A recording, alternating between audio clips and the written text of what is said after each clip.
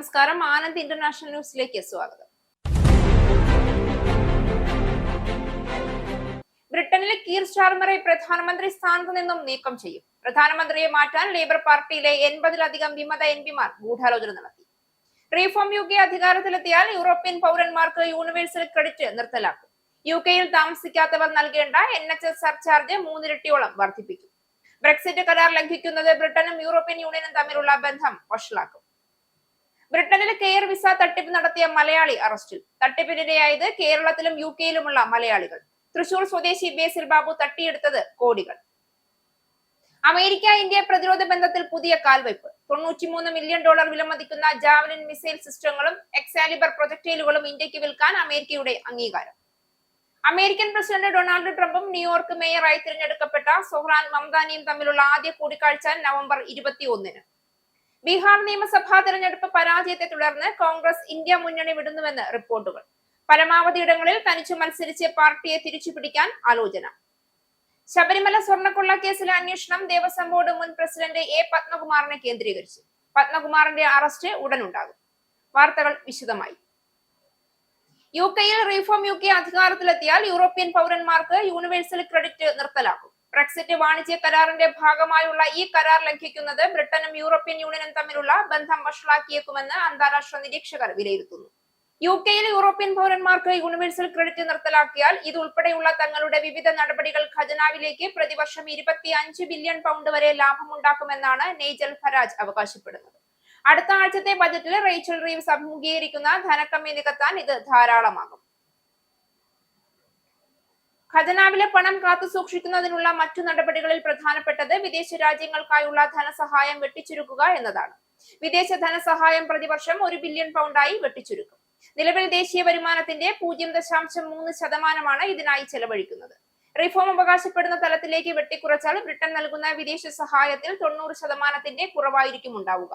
അതുപോലെ യുകെയിൽ താമസിക്കാത്തവർ നൽകേണ്ട NHS surcharge 3 ഇരട്ടിയോളമാക്കി വർദ്ധിപ്പിക്കും.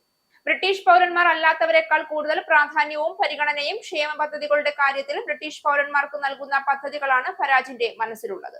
എന്നാൽ ബ്രെക്സിറ്റാനന്തര കരാറിലെ ചില വ്യവസ്ഥകൾ നൽകുന്നതിനെതിരെ യൂറോപ്യൻ യൂണിയനും സമാനമായ രീതിയിൽ പ്രതികരിച്ചാൽ അത് ബ്രിട്ടീഷ് സമ്പദ്ഘടനയെ പ്രതികൂലമായി ബാധിച്ചേക്കുമെന്നാണ് സാമ്പത്തിക കാര്യ വിദഗ്ധർ ചൂണ്ടിക്കാണിക്കുന്നത്. എന്നാൽ അധികാരത്തിലേറിയാൽ 3 മാസത്തെ നോട്ടീസ് നൽകി യൂറോപ്യൻ യൂണിയൻ പൗരന്മാർക്കടക്കം എല്ലാ വിദേശ പൗരന്മാർക്കും യൂണിവേഴ്സൽ ക്രെഡിറ്റ് നിഷേധിക്കുമെന്ന് തന്നെയാണ് റീഫോം യുകെ ഉറപ്പിച്ചു പറയുന്നത്. ഇതുവഴി പ്രതിവർഷം 6 ബില്യൺ പൗണ്ട് ലാഭിക്കാൻ കഴിയുമെന്നാണ് അവർ അവകാശപ്പെടുന്നത്. ബ്രെക്സിറ്റ് കരാറിന്റെ ഭാഗമായി യൂറോപ്യൻ യൂണിയൻ പൗരന്മാർക്കും യൂറോപ്യൻ എക്കണോമിക് ഏരിയയിൽ നിന്നുള്ളവർക്കും സ്വിസ് പൗരന്മാർക്കും ബ്രിട്ടനിൽ സെറ്റിൽഡ് സ്റ്റാറ്റസിനായി അപേക്ഷിക്കാം. ഇത്തരത്തിൽ സെറ്റിൽഡ് സ്റ്റാറ്റസ് ലഭിക്കുന്നവർക്ക് പൊതുസേവനങ്ങളും ചില ആനുകൂല്യങ്ങളും ലഭ്യമാകും. എന്നാൽ ഇത് ഏകപക്ഷീയമായ ഒരു കരാറാണെന്നാണ് റീഫോം യുകെ ആരോപിക്കുന്നത്. എന്നാൽ യൂണിയനുമായി മതിയായ ചർച്ചകളില്ലാതെ ഇവ എടുത്തുകളഞ്ഞാൽ യൂറോപ്യൻ യൂണിയൻ രാജ്യങ്ങളിൽ താമസിക്കുന്ന ബ്രിട്ടീഷ് പൗരന്മാർക്ക് നേരെയും സമാനമായ നടപടികൾ ഉണ്ടായേക്കാം. ഒരുപക്ഷെ ചില വ്യാപാര കരാറുകളിൽ നിന്നുള്ള പിന്മാറ്റവും ഉണ്ടായേക്കാം. പാർട്ടിക്കുള്ളിൽ സർ കീർ സ്റ്റാർമറുടെ മുഖ്യ എതിരാളിയായി കണക്കാക്കപ്പെടുന്ന ആൻഡി ബേൺഹാമിന് വേണ്ടി സീറ്റ് ഒഴിഞ്ഞു കൊടുക്കാൻ ഒരു വിമത MP തയ്യാറായി മുന്നോട്ട് വന്നതോടെ പ്രധാനമന്ത്രി സ്ഥാനത്തിനു നേരെ ഉയരുന്ന വെല്ലുവിളി ശക്തമായിരിക്കുകയാണ്. സർ കീർ സ്റ്റാർമറുടെ പ്രധാനമന്ത്രി സ്ഥാനത്തിനു നേരെ ഉയരുന്ന വെല്ലുവിളി ശക്തമായിരിക്കുമ്പോൾ ഇടതുപക്ഷക്കാരനായ ക്ലൈവ് ലൂയിസ് പറയുന്നത് ജനവിരുദ്ധമായ ബജറ്റുമായി വരുന്ന തദ്ദേശ ഭരണ സ്ഥാപനങ്ങളിലേക്കുള്ള തിരഞ്ഞെടുപ്പിനെ നേരിടാൻ പ്രധാനമന്ത്രിക്ക് കഴിയുമെന്ന് താൻ വിശ്വസിക്കുന്നില്ല എന്നാണ്. അതേസമയം വിവിധ തട്ടുകളിലായി പോരടിക്കുന്ന സ്റ്റാർമറുടെ എതിരാളികൾക്ക് ഏകകണ്ഠേന ഒരു പകരക്കാരനെ കണ്ടെത്താനായിട്ടില്ല എന്ന വസ്തുതയാണ് സ്റ്റാർമർ അനുകൂലികൾ ചൂണ്ടിക്കാണിക്കുന്നത്. പ്രധാനമന്ത്രിയെ പുറത്താക്കാനുള്ള ഒരു ശ്രമം ഉണ്ടായാൽ പാർട്ടിയിലെ 80-ലധികം MPമാർ അതിനെ പിന്തുണയ്ക്കുമെന്നാണ് ചില കേന്ദ്രങ്ങൾ അവകാശപ്പെടുന്നത്. ചില മന്ത്രിമാർ പോലും കീർ സ്റ്റാർമറെ മാറ്റി പുതിയ നേതാവിനെ കൊണ്ടുവരുന്നത് ഒരു അനിവാര്യതയായി കണക്കാക്കുന്നു. മാഞ്ചസ്റ്റർ മേയർ ബേൺഹാമിനെയാണ് മിക്കവരും സ്റ്റാർമർക്ക് പകരക്കാരനായി കാണുന്നത്. ലേബർ പാർട്ടി സമ്മേളനത്തിൽ തിരിച്ചടി ഉണ്ടായെങ്കിലും നേതൃസ്ഥാനത്തേക്കുള്ള മത്സരം തുടരാൻ തന്നെയാണ് ബേൺഹാമറിന്റെയും തീരുമാനം.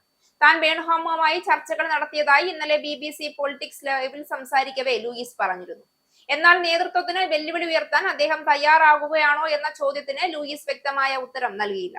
അതേസമയം ബേൺഹാമിന് പാർട്ടി നേതൃസ്ഥാനത്തേക്ക് മത്സരിക്കുന്നതിന് കളമൊരുക്കുന്നതിനായി നോർവിച്ച് സൗത്ത് നിയോജക മണ്ഡലത്തിലെ MP സ്ഥാനം രാജിവെക്കാൻ തയ്യാറാണോ എന്ന ചോദ്യത്തിന് ഈ ചോദ്യം താൻ സ്വയം ചോദിച്ചെന്നും ഭാര്യയുമായി ചർച്ച ചെയ്യണമെന്നും പറഞ്ഞ് ലൂയിസ് പാർട്ടിയേക്കാൾ വലുത് രാജ്യവും സ്വന്തം ആഗ്രഹങ്ങളെക്കാൾ വലുത് പാർട്ടിയുമാണെന്ന ചിന്തയാണെങ്കിൽ താൻ അത് ചെയ്യുമെന്നും പറഞ്ഞു.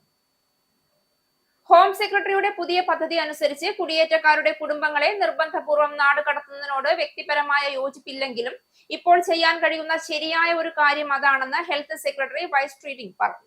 എന്നിരുന്നാലും ഡെൻമാർക്ക് മാതൃകയിലുള്ള പദ്ധതിയിൽ യുകെയിൽ നിന്നും നിർബന്ധപൂർവ്വം നാട് കടത്തുന്നവരുടെ എണ്ണം കുറവായിരിക്കുമെന്നും അദ്ദേഹം കൂട്ടിച്ചേർത്തു. നിരവധി ലേബർ എംപിമാർ തന്നെ എതിർക്കുന്ന ഈ പദ്ധതിയോട് അനുകൂല മനോഭാവമാണോ എന്ന ചോദ്യത്തിന് മറുപടി പറയുകയായിരുന്നു അദ്ദേഹം. ബ്രിട്ടനിൽ താമസിക്കാൻ അവകാശമില്ലാത്തവരെ നാടുകടത്തുക മാത്രമല്ല, അവർക്ക് പുതിയ ജീവിതം ആരംഭിക്കുന്നതിനുള്ള അവസരവും നൽകുന്നതാണ് ഷബാന മഹ്മൂദിന്റെ പദ്ധതിയെന്നും LBCക്ക് നൽകിയ അഭിമുഖത്തിൽ അദ്ദേഹം ചൂണ്ടിക്കാട്ടി. അതുകൊണ്ട് തന്നെ നിർബന്ധപൂർവമായ നാടുകടത്തൽ കുറവായിരിക്കും. ചില ലേബർ എംപിമാർ ഉയർത്തിയ ആശങ്കകളോട് ഒരളവ് വരെ അനുഭാവം പുലർത്തുന്നു എന്നാണ് സ്ട്രീറ്റിംഗിന്റെ പ്രസ്താവന സൂചിപ്പിക്കുന്നത്.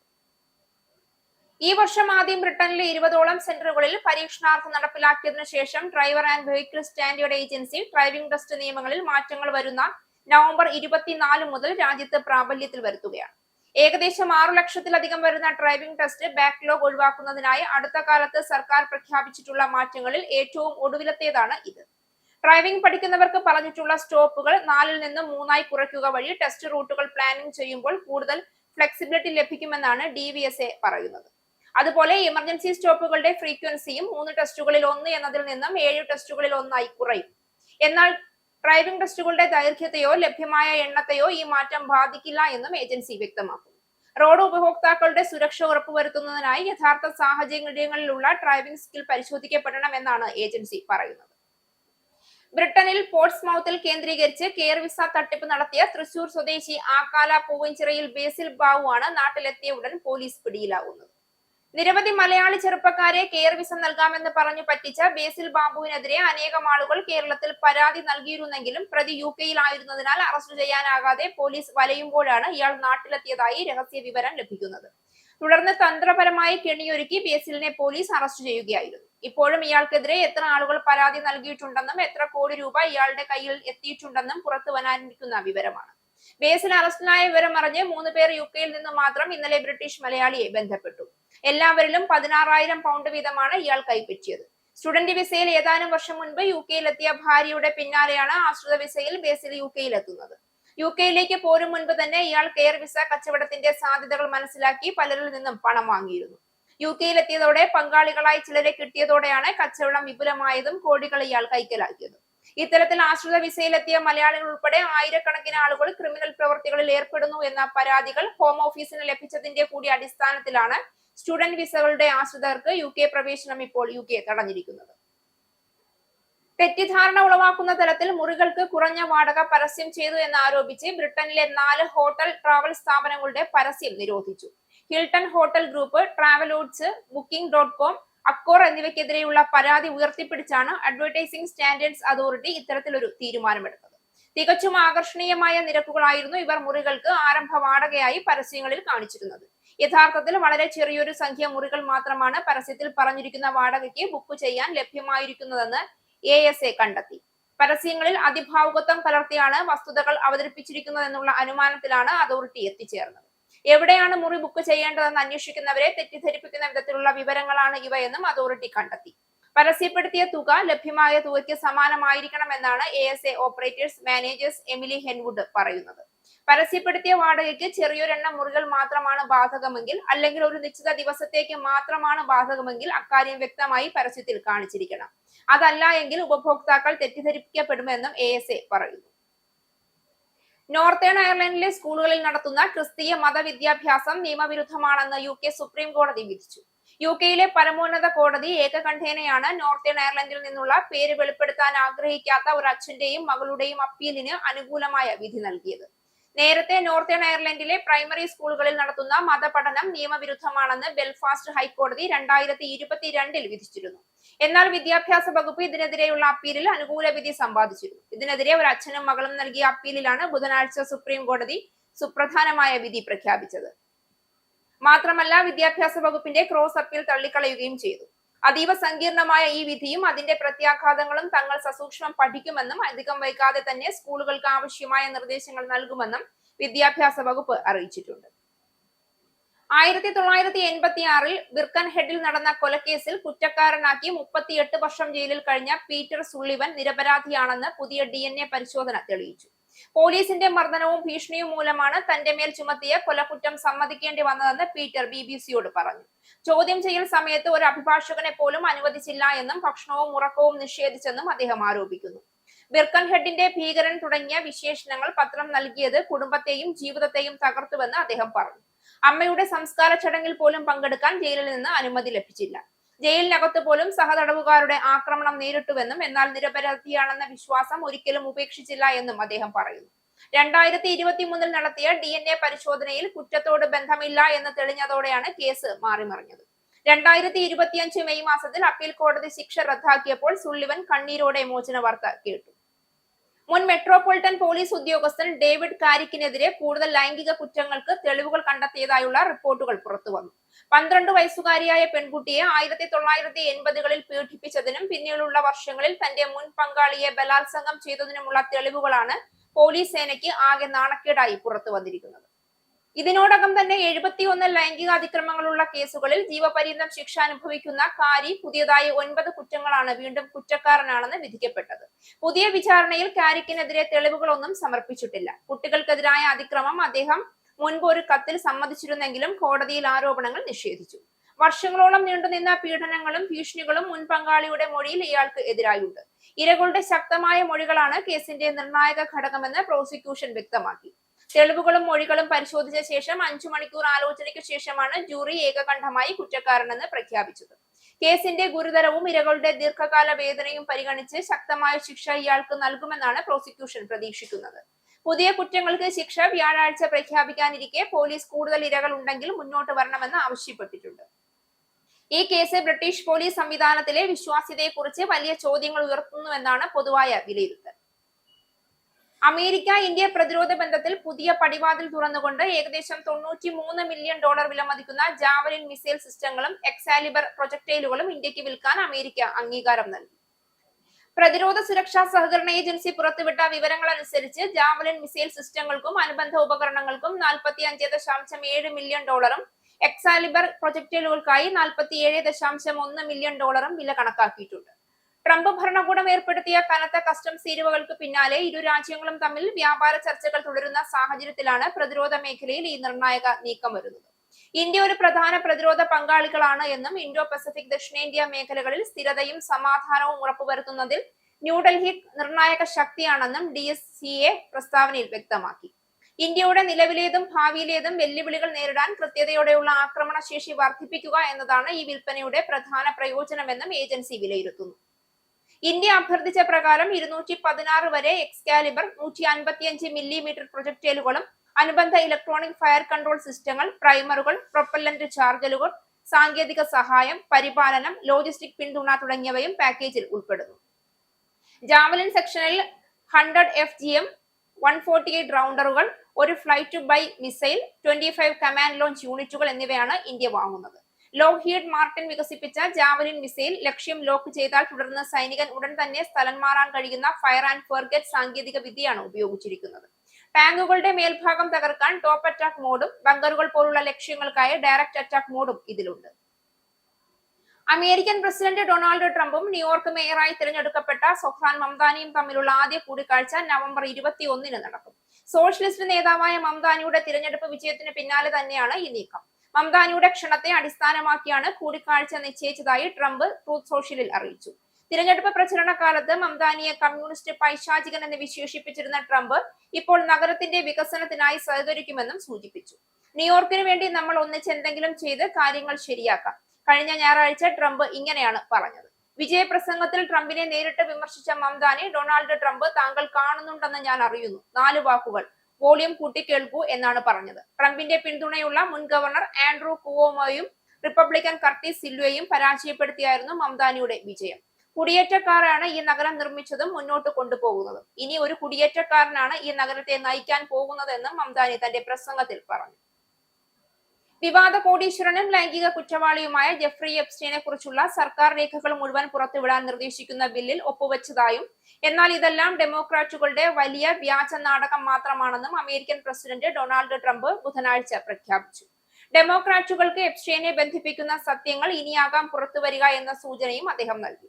പ്രസിഡന്റിന്റെ ഈ തീരുമാനത്തിന് പിന്നിൽ സ്വന്തം മാഗ കൂട്ടായ്മയുടെ ശക്തമായ സമ്മർദ്ദമാണെന്നും എന്നാൽ അമേരിക്കയുടെ അത്ഭുതകരമായ വിജയങ്ങളിൽ നിന്ന് ശ്രദ്ധ തിരിക്കാനാണ് ഡെമോക്രാറ്റുകൾ എപ്സ്റ്റൈൻ ഫയൽ പ്രസക്തമാക്കുന്നതെന്നും ട്രംപ് ആരോപിച്ചു. താനാണ് മുൻ ഭരണകൂടത്തെക്കാൾ സുതാര്യത പുലർത്തുന്നതെന്നും ബൈഡൻ ഭരണകൂടം ഒരൊറ്റ പേജ് പോലും പുറത്തുവിട്ടിട്ടില്ല എന്നുമായിരുന്നു അദ്ദേഹത്തിന്റെ മറ്റൊരു കുറ്റപ്പെടുത്തൽ. ബിൽ ഒപ്പുവെച്ചെങ്കിലും എല്ലാം വ്യക്തമായി പുറത്തു വരുമോ എന്ന കാര്യത്തിൽ സംശയങ്ങൾ തുടരുന്നു. പ്രശ്നകരമായ വിവരങ്ങൾ മറച്ചുപിടിക്കാൻ ട്രംപ് ഭരണകൂടം രേഖകളിൽ തിരുത്തലോ മായ്ക്കലോ നടത്താനിടയുണ്ട് എന്നാണ് സംശയം. 18 മലകൾക്കും അധിപനായ ശബരിമല ശ്രീ ധർമ്മശാസ്താവിന്റെ നാമസങ്കീർത്തനങ്ങൾ ഉരുവിട്ടുകൊണ്ട് സംഗീത സാന്ദ്രമായ ഒരു വേദി ബർമിംഗ്ഹാം ശ്രീ ബാലാജി ക്ഷേത്രാങ്കണത്തിലെ അയ്യപ്പ സന്നിധിയിൽ ഡിസംബർ 6-ാം തീയതി അരങ്ങേറുകയാണ്. മലയാളം, തമിഴ്, ഹിന്ദി ഭക്തിഗാനങ്ങൾ കോർത്തിണക്കിക്കൊണ്ട് വൈകിട്ട് 4 മണി മുതൽ 8 മണി വരെ നീണ്ടു നിൽക്കുന്ന ഈ സംഗീതാർച്ചനയിൽ UK പ്രശസ്തരായ ഗായകർക്കൊപ്പം കീബോർഡിസ്റ്റ് മുകേഷ് കണ്ണൻ, തബല വിദഗ്ധൻ സന്ദീപ്, വയലിനിസ്റ്റ് അക്ഷ കുമാർ എന്നിവർ നയിക്കുന്ന ഓർക്കസ്ട്രയും ചേരുന്നു. ഈ ഭക്തിഗാന സുധ ആസ്വദിക്കുന്നതിനായി UK എല്ലാ അയ്യപ്പ ഭക്തരെയും ബാലാജി ക്ഷേത്രാങ്കണത്തിലേക്ക് ക്ഷണിക്കുന്നതായി സംഘാടകർ അറിയിച്ചു. ലണ്ടനിൽ ഒരു ഗുരുവായൂരപ്പ ക്ഷേത്രം എന്ന സാക്ഷാത്കാരത്തിനായി പ്രവർത്തിക്കുന്ന മോഹൻജി ഫൗണ്ടേഷനും ലണ്ടൻ ശ്രീ ഗുരുവായൂരപ്പ സേവാ സംഘവും ചേർന്ന് 12-ാം വർഷ ലണ്ടൻ ചെമ്പൈ സംഗീതോത്സവം സംഘടിപ്പിക്കുന്നു. 2025 നവംബർ 29-ാം തീയതി ശനിയാഴ്ച വൈകുന്നേരം 3 മണി മുതൽ 10 മണി വരെയാണ് ലണ്ടൻ ചെമ്പൈ സംഗീതോത്സവം ക്രമീകരിച്ചിരിക്കുന്നത്. തുടർന്ന് ദീപാരാധനയും ഉണ്ടായിരിക്കുന്നതാണ്. ലണ്ടനിലെ ബാൻസ്റ്റഡിൽ നിന്നുള്ള ബാൻസ്റ്റഡ് കമ്മ്യൂണിറ്റി ഹാളിൽ വെച്ചാണ് ലണ്ടൻ ചെമ്പൈ സംഗീതോത്സവം നടത്തുന്നത്. നോർത്തേൺ അയർലൻഡിലെ വേൾഡ് മലയാളി കൗൺസിൽ ബെൽഫാസ്റ്റ് പ്രൊവിൻസിന്റെ പ്രവർത്തനോദ്ഘാടനം നവംബർ 21 വെള്ളിയാഴ്ച വൈകിട്ട് 5-ന് ബെൽഫാസ്റ്റ് സെന്റ് കോൾമിസേൽസ് ഹാളിൽ നടക്കും. വേൾഡ് മലയാളി കൗൺസിലിന്റെ പ്രഥമ പ്രവാസി രത്ന അവാർഡ് ഏഷ്യാനെറ്റ് TV ഡയറക്ടറും യൂറോപ്പ് ആനന്ദ് TV ചെയർമാനുമായ S ശ്രീകുമാറിനും പ്രഥമ കലാരത്ന അവാർഡ് രാജു കുന്നക്കാട്ടിനും സമർപ്പിക്കും. ചെയർമാൻ അനിൽ കോടോപ്പറമ്പിൽ അധ്യക്ഷത വഹിക്കും.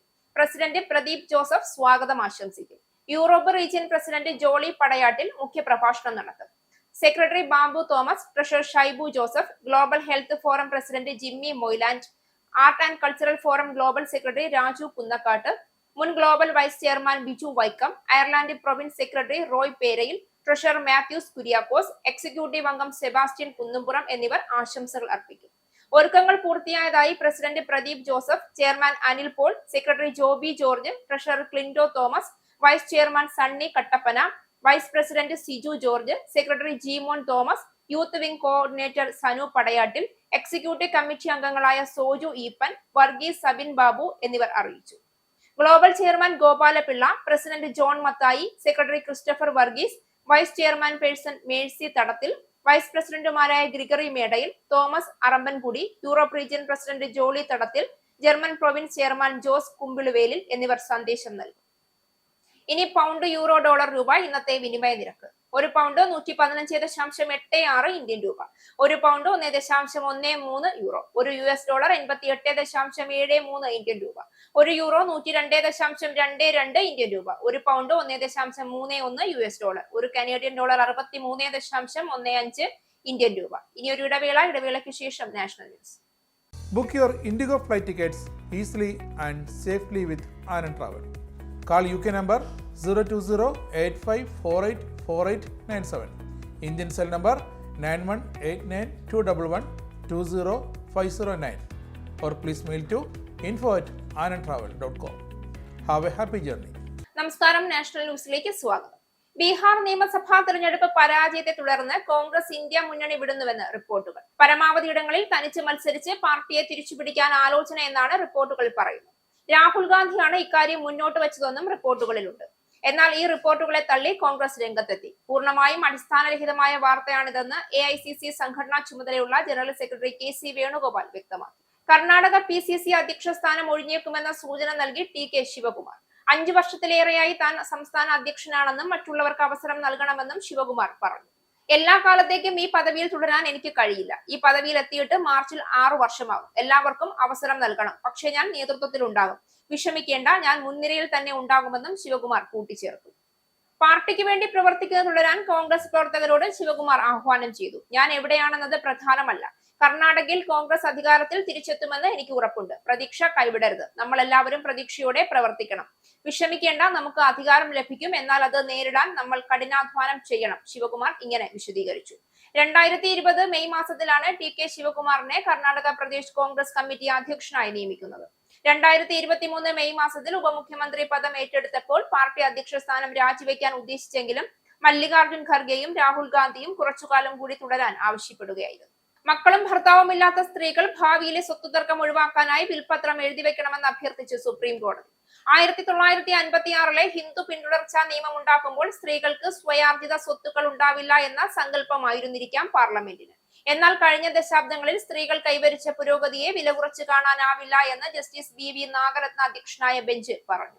ഭർത്താവും കുട്ടികളുമില്ലാത്ത സ്ത്രീകൾ മരിച്ചു കഴിഞ്ഞാൽ സ്വത്ത് സംബന്ധിച്ച് തർക്കമുണ്ടാകാനുള്ള സാധ്യത ചൂണ്ടിക്കാട്ടിയാണ് സുപ്രീം കോടതിയുടെ അഭ്യർത്ഥന. അതേസമയം ഇക്കാര്യത്തിൽ എന്തെങ്കിലും നിരീക്ഷണം നടത്തുന്നില്ല എന്നും കോടതി വ്യക്തമാക്കി. ഹിന്ദു പിന്തുടർച്ചാ നിയമത്തിലെ 15(1)(b) വകുപ്പ് ചോദ്യം ചെയ്യുന്ന പൊതുതാൽപര്യ ഹർജിയാണ് സുപ്രീം കോടതി പരിഗണിച്ചത്. വിൽപത്രം എഴുതിവെക്കാതെ മരിക്കുന്ന ഹിന്ദു സ്ത്രീയുടെ സ്വത്തിൽ ആദ്യ അവകാശം ഭർത്തൃ വീട്ടുകാർക്കാണ് എന്ന് ഇതിൽ പറയുന്നു.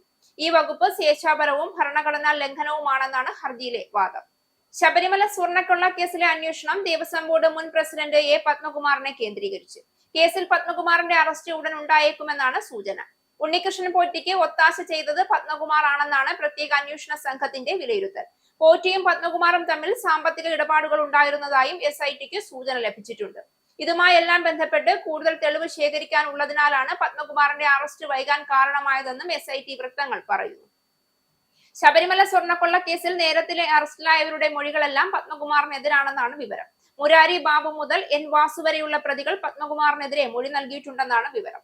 പത്മകുമാർ പറഞ്ഞിട്ടാണ് സ്വർണം ചെമ്പാക്കി ഉത്തരവിറക്കിയതെന്നാണ് ഇവരുടെ മൊഴികളിൽ ഉള്ളതെന്നും സൂചനയുണ്ട്. പത്മകുമാറിന്റെ സാമ്പത്തിക സ്രോതസ്സുകളടക്കം SIT വിശദമായി അന്വേഷിച്ചു വരികയാണ്. കേരളത്തിലെ വിമാനത്താവളങ്ങളിൽ കേന്ദ്ര വ്യാവസായിക സുരക്ഷാ സേന അംഗബലം വർദ്ധിപ്പിക്കുന്നു. 250ഓളം പേരാണ് കേരളത്തിലേക്ക് പുതിയതായി എത്തുന്നത്. കരിപ്പൂർ വിമാനത്താവളത്തിലേക്ക് 36 പേരെ പുതിയതായി നിയമിച്ചിട്ടുണ്ട്. കൊച്ചി, തിരുവനന്തപുരം, കണ്ണൂർ വിമാനത്താവളങ്ങളിലും കൂടുതൽ സേനാംഗങ്ങൾ എത്തും. രാജ്യത്തെ 6 പരിശീലന കേന്ദ്രങ്ങളിൽ നിന്നായി 11,729 പുതിയ കോൺസ്റ്റബിൾമാരെ CISFൽ നിയമിച്ചിട്ടുണ്ട്. മധ്യപ്രദേശിലെ വർവാഹ, രാജസ്ഥാനിലെ ദിയോളി, ബഹ്റോർ, തമിഴ്നാട്ടിലെ തക്കോലം, ഛത്തീസ്ഗഡിലെ ഫിലായ്, ഒഡീഷയിലെ മുണ്ടാലി എന്നിവിടങ്ങളിലേക്കാണ് സേനയ്ക്ക് പരിശീലന കേന്ദ്രങ്ങൾ ഉള്ളത്. രാജ്യത്തെ 360ലധികം തന്ത്രപ്രധാന കേന്ദ്രങ്ങളിൽ സുരക്ഷ നൽകുന്നത് CSSF ആണ്. അനിലക്കര പഞ്ചായത്ത് തിരഞ്ഞെടുപ്പിൽ സ്ഥാനാർത്ഥിയാകും. അടാട്ട് ഗ്രാമപഞ്ചായത്തിലെ 15ാം വാർഡിലാണ് അനിലക്കര മത്സരിക്കുക. വടക്കാഞ്ചേരി മുൻ MLA ആണ് അനിലക്കര. 2000 മുതൽ 2010 വരെയാണ് അടാട്ട് ഗ്രാമപഞ്ചായത്ത് അംഗമായിരുന്നത്. 2000 മുതൽ 2003 വരെ പഞ്ചായത്ത് വൈസ് പ്രസിഡന്റ് ആയിരുന്നു. 2003 മുതൽ 2010 വരെ പഞ്ചായത്ത് പ്രസിഡന്റായി. ദേശീയ സംസ്ഥാന പുരസ്കാരങ്ങൾ പഞ്ചായത്തിന് നേടിക്കൊടുത്തു.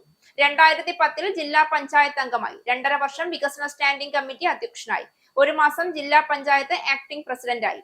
2016 MLA ആയത്. 45 വോട്ടിന്റെ ഭൂരിപക്ഷത്തിലായിരുന്നു വിജയം. 2021 15,000ഓളം വോട്ടിന്റെ പരാജയം ഏറ്റുവാങ്ങി.